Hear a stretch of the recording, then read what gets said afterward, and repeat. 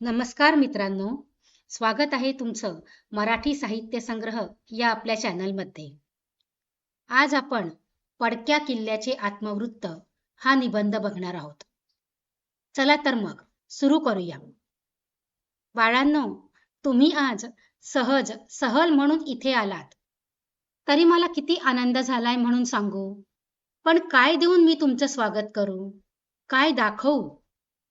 अवघे झाले जीर्ण शीर्ण अनसुन्न झाल्या दिशा, खूप सोसले आता झाली मूक माझी भाषा.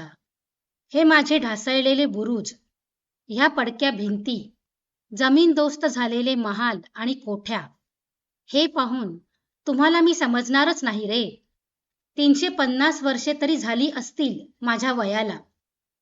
मोगल साम्राज्याच्या कराल दाढा, हिंदू राष्ट्राचे लचके तोडायला शिवशिवत असतानाच तेजस्वी सूर्य श्री शिवाजी महाराजांनी गणाजी बंडोला आज्ञा केली माझ्या उभारणीची. साताऱ्याच्या पूर्वेकडून शत्रूच्या फौजा रोखण्यासाठी ह्या डोंगरावर माझी नेमणूक झाली. महाराजांचा शब्द तो झेलला गणाजी बंडो आणि बंदे अलीनं. जीवाचं रान करून 4 महिन्यात मला बाळसं आणलं. बंदे अलीनं माझी अंतर्गत रचना केली.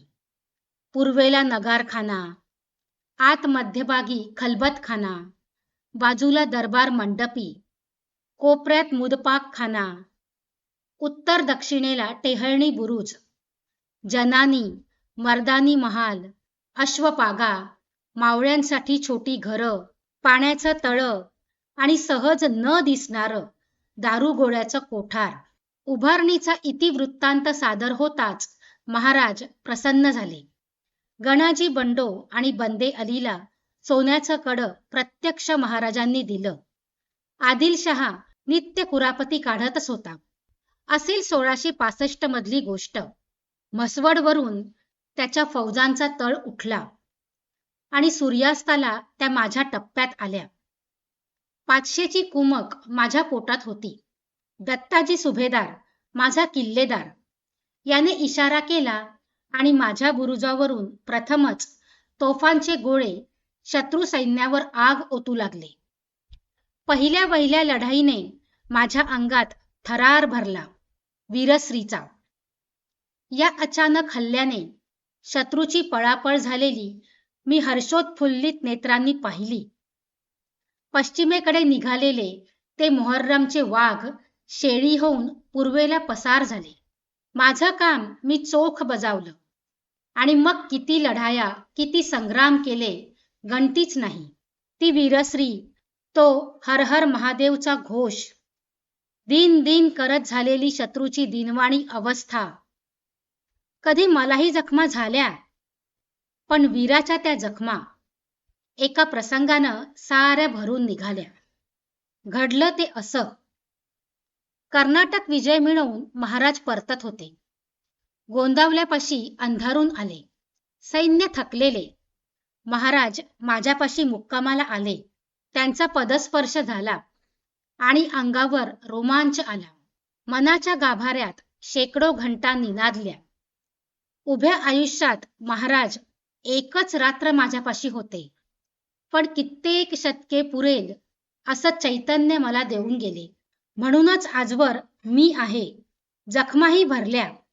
अल्प मुक्कामातही महाराजांनी मारुती मंदिर स्थापण्याची सूचना दत्ताजीला केली. मावळतीला ते आजही आहे.